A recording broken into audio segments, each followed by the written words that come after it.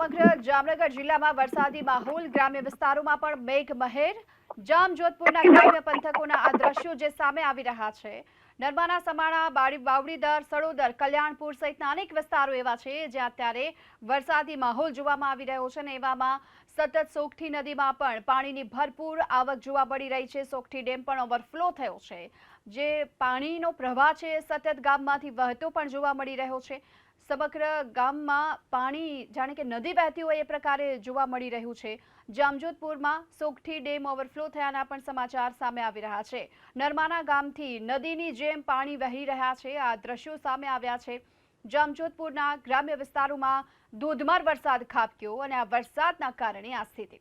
બે અલગ અલગ દ્રશ્યો અમે આપને દેખાડી રહ્યા છીએ। એક તરફ આ સોગઠી ડેમ ઓવરફ્લો થયો છે, ખેડૂતોમાં ખુશીનો માહોલ છે। બીજી તરફ નરમાના ગામથી પસાર થતી આ સોગઠી નદી જ્યાં પાણીની ભરપૂર આવક જોવા મળી રહી છે અને નદીમાં ઘોડાપૂર આવી રહ્યું છે અને તેના કારણે જો કે ગ્રામ્ય વિસ્તારોમાં પણ અત્યારે રસ્તા પર નદી વહેતી હોય તેવા દ્રશ્યો જોવા મળ્યા।